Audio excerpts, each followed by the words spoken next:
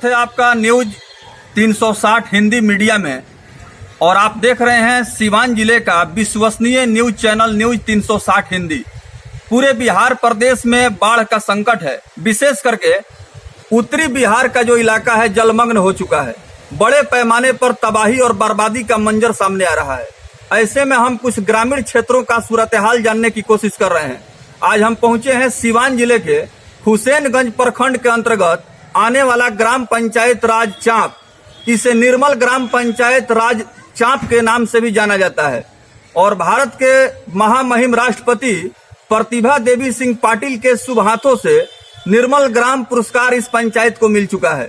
और इस पंचायत की चर्चा सिर्फ जिला सिवान ही में नहीं होती है, बल्कि देश के भी हर हिस्सों में इसकी चर्चा होती है। आज हम उस शख्सियत से मुखातिब हो रहे हैं जो परिचय का मोहताज नहीं है, समाज सेवी हैं, पेशे से अमानत भी करते हैं और साथ ही साथ राजनीति के दुनिया में भी बहुत गहरा अनुभव रखते हैं। ये हैं जनाब गुलाम शाहिद फारूकी, जो जीरादेई विधानसभा चुनाव में भाग भी आजमा चुके हैं। आइए हम इनसे जानते हैं। सर, बहुत बहुत स्वागत है। 1996 में आप चुनाव लड़े थे? 1996 में जीरादेई विधानसभा से। चारों तरफ बाढ़ ही बाढ़ दिखाई दे रहा है और सरकार को लोग जो है घेर रहे हैं। आप खुद एक अनुभवी राजनीतिज्ञ हैं, आपको क्या लगता है सरकार की दिशा और दशा क्या है? हर साल बाढ़ है जी, उस दिशा में आता ही है, उत्तर दिशा में जो नारायणी बांध टूटता है, हर साल यही काम है।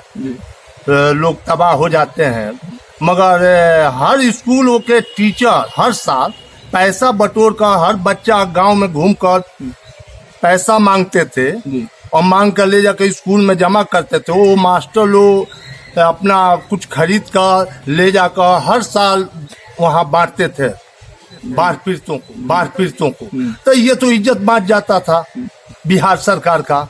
अब इस बार तो कोरोना की वजह से कोई मास्टर कोई बच्चा वसूला नहीं गांव में, चंदा से न दही चूड़ा उधर गया है। अब इस बार पोल खुल गया। बिहार सरकार की क्या हालत है।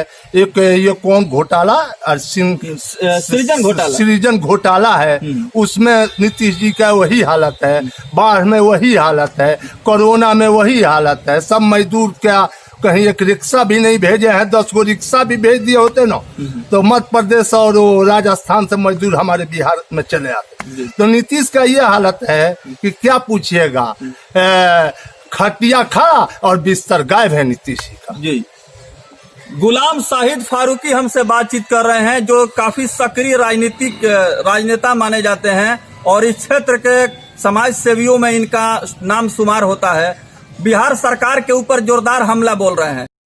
बिहार सरकार की नाकामी सामने आने लगी है और मीडिया के माध्यम से लगातार जो खबरें जनमानस तक पहुंच रही हैं, इससे अंदाजा लगाया जा सकता है बिहार के लोगों की जिंदगी कैसे गुजर रही है।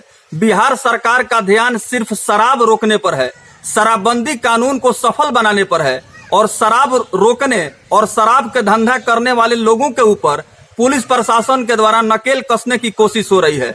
यानी बिहार की सरकार शराब रोकने और शराब बंदी कानून को सफल बनाने के लिए संकल्पित है। लोग भूखमरी का शिकार हो रहे हैं, लोगों का रोजगार बंद हो रहा है और बेरोजगारी की समस्या सामने आ रही है। इस विषय में अनुभवी नेता गुलाम शाहिद फारूकी क्या अपना विचार रख रहे हैं? जी, शराबबंदी पर तो ठीक है, शराबबंदी तो अच्छा है, शराबबंदी कोई खराब नहीं है। मगर ये शराबबंदी कहाँ है, ये घर बंदी हो गया है। घर में ही लोग जाकर शराब पी रहे हैं, घर को बंद कर दे रहे हैं। शराब आया हुआ है और घर में 4 व्यक्ति बैठ गए और बैठ कर पी रहे हैं। तो ये तो नीतीश नाकाम इसमें जा रहे हैं। कई आदमी मर गए, अभी न्यूज में दिया था। जी, तब शराबबंदी कानून को आप किस नजरिए से देख रहे हैं सर? नहीं, ये तो काम ठीक है, अच्छा है, मगर ये जो घूस लेना, पैसा पहुंच रहा है उनके पास, घूस के द्वारा शराब बिक रहा है, पुलिस बिकवा रही है, सब कर रही है। पुलिस एकदम निश्चिंत बैठी हुई है। हर गांव में शराब बिक रहा है। क्यों बिक रहा है वो उनको मालूम नहीं हो रहा है, इसलिए उसमें पैसा जा रहा है, कमीशन जा रहा है, इसलिए शराब बिकवा रहे हैं। उनको अच्छा फायदा है नीतीश जी को। बताते चले कि गुलाम शाहिद फारूकी सक्रिय समाज सेवी हैं और शिक्षा के क्षेत्र में इनकी गहरी अभिरुचि है। सिवान जिले के चांप पंचायत में अपने पैतृक ग्राम पर, अपने पैतृक निवास पर इन्होंने एक आदर्श शिक्षण संस्थान को स्थापित किया ताकि गांव देहात के लोगों को शिक्षा से जोड़ा जा सके और गरीब, मजबूर, कमजोर तबके के जो लोग हैं, जो प्राइवेट स्कूलों का सपना देखते हैं कि मेरा भी संतान, मेरा भी औलाद उस प्राइवेट स्कूल में पढ़े, तो काफी कम खर्च पर, नाम मात्र के कम खर्च पर इन्होंने गरीब और मजदूर वर्ग के बच्चों को पढ़ाने का काम किया और चिल्ड्रेन पार्क नाम का एक बेहतरीन स्कूल यहाँ चांप गांव में कायम किया। चांप गांव में जब स्कूल की स्थापना गुलाम साहिद फारूकी के द्वारा हुई तो लोगों में खुशी का लहर दौड़ गया और यह बात निश्चित रूप से अपने आप में काफी महत्वपूर्ण है, क्योंकि जो जज्बा है और शिक्षा के क्षेत्र में जो कर गुजरने की तमन्ना है, इस तरह की तमन्ना और इस तरह का सोच हर इंसान के जहन और दिल में नहीं होता है। स्कूल की स्थापना सर आपने किया, बहुत अच्छा आपकी भूमिका रही और आप इसमें कामयाब भी रहे, इसके बारे में बताएं। 5 फरवरी 1990 में हम चिल्ड्रन पार्क स्कूल को कायम किया, जिसमें एक बच्चा से डेली 1 खिल्ली पान का पैसा लेते थे। 1 रुपया पान था उस समय में, 30 रुपया महीना, 15 रुपया महीना रखे हुए थे और सारे बच्चे बहुत शौक से पढ़े और जो बच्चे पढ़े वो बहुत अच्छे कामयाबी हासिल किए।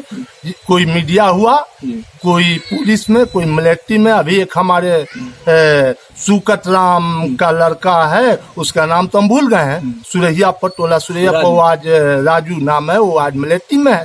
अच्छा, जो बच्चे निकले सब अच्छा निकले और नौकरी में। अमानत की दुनिया की बात करें तो अमानत के क्षेत्र में इनके वालिद मोहतरम, इनके पिताश्री का भी बहुत बड़ा योगदान रहा है और इस योगदान को लोग आज भी याद करते हैं। सिवान जिले में अगर अमानत की दुनिया की बात सामने आती है और अमानत क्षेत्र की चर्चा होती है, अमीनों के बारे में लोग जो चर्चा करते हैं, तो इनके वालिद साहब जो इस क्षेत्र के मोहम्मद मकीम, जो कि काफी चर्चित अमीन रहे और उन्होंने अपने जीवन काल में बहुत सारे जमीन के उलझे हुए मामले को अमानत के ज्ञान से सुलझाया और लोगों को सही दिशा दिया। आपके जो वालिद साहब थे काफी तजुर्बेकार अमीन थे, इसके बारे में आप बताएं, उनसे कैसे आपको प्रेरणा मिली, सीख मिली? ओ, मना किए थे हमको कि अमानत नहीं करना है, इल्म ले लिए, ठीक है, और युग बहुत बदलता जा रहा है, मगर इसमें सारे उन्हीं के आदमी जो थे वही ले जाकर हमको अमानत में भिजंत करवाए और अमानत के दिलचस्पी दिलवाए और आज अमानत कर रहे हैं। आप भी इलाके में अमीन साहब के रूप में जाने जाते हैं। हाँ। इस काम को करते हुए क्या महसूस हो रहा है? महसूस यही है कि 10 व्यक्ति से मुलाकात होता है और क्या। जी जी। हाँ, आजकल नापी जी नापी तो है ही है, एक कोई अच्छा कहता है, कोई बुरा कहता है। जी, उसमें तो कोई। गुलाम साहिद फारूकी से बातचीत हो रही है। 1996 में सर जीरादेई विधानसभा से इन्होंने आजाद उम्मीदवार के रूप में इंडिपेंडेंट कैंडिडेट के हैसियत से नॉमिनेशन किया और इनका चुनाव निशान था बच्चा और बच्ची छाप, जिस पर चूंकि विद्यालय के ये संचालक थे और छात्र छात्राओं से इनकी काफी गहरा ताल्लुकात था, इसलिए समाज को एक दिशा और संदेश देने के लिए इस विद्यालय को उन्होंने स्थापित किया था। 1996 के विधानसभा चुनाव जो जीरादेई विधानसभा से गुलाम साहिद फारूकी ने लड़ा, उस चुनाव के मैदान में आने के बाद उनको क्या एहसास हुआ और राजनीति को इन्होंने किस नजरिए से देखा, इसके बारे में जानते हैं। देखिए, उस समय का 96 से पहले, हम तो 77 के आंदोलन से हम चले आते हैं राजनीति में, वो राजनीति और इस वक्त के राजनीति में अंतर है, बहुत अंतर है। हम लोग का एक जगह पर सारा पार्टी का गाड़ी खड़ा हो जाता था, सब ऐलान करते थे, कोई झगड़ा झंझट नहीं। अब तो एक गाड़ी इधर से गया, एक कैंडिडेट का उधर से आया तो मालूम होता है कि झगड़ा हो जाएगा। वहाँ हम लोग 77 में मजाक करते हैं, तो उस राजनीति में, इस टाइम के राजनीति में अंतर है। जी जी। हाँ, आगे आपकी रणनीति क्या होने वाली है, क्योंकि बिहार विधानसभा चुनाव का समय करीब आ रहा है और बहुत सारे लोग चुनाव के मैदान में दावेदारी भी पेश कर रहे हैं। गुलाम साहिद फारूकी की अगर बात करें तो आपको क्या लगता है सर, विधानसभा चुनाव 2020 बिहार का जो होने वाला है, इसमें आपका क्या संकल्प रहेगा, क्या सोच रहेगा? अभी तो हम भारतीय सब लोग पार्टी, अरुण बाबू का जो पार्टी आप जानते हैं सभी लोग, उसके जिला में हम सिवान में बढ़िया उपाध्यक्ष हैं। अभी हम धुनावधा में लड़ेंगे, भावी प्रत्याशी का प्रचार अभी हम कर रहे हैं। जी जी। दरौंदा विधानसभा से गुलाम शाहिद फारूकी की हार्दिक अभिलाषा है कि दरौंदा विधानसभा को विकास के मामले में अव्वल स्थान पर लाया जाए, क्योंकि दरौंदा विधानसभा की सम्मानित प्रबुद्ध बुद्धिजीवी जनता जनार्दन गुलाम शाहिद फारूकी का बेसब्री से इंतजार कर रही है।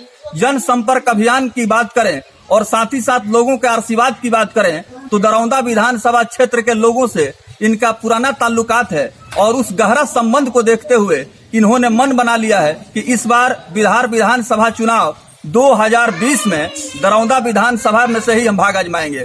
क्या रणनीति होगी सर दरौंदा विधानसभा के लिए, पार्टी अगर आपको टिकट देती है? पार्टी टिकट देगी तो रणनीति बहुत है, समय आएगा तो होगा। जी जी हाँ, समय के अनुसार सारा काम जनता का होगा। जी जी। हाँ, गठबंधन को लेकर के कुछ कहना चाहेंगे कि आपकी पार्टी का गठबंधन किस दल के साथ होगा? जो आएगा तीसरा मोर्चा मेरा है। हाँ, और तीसरा मोर्चा में जो पार्टी आएगा वो उसको मिलाएगा।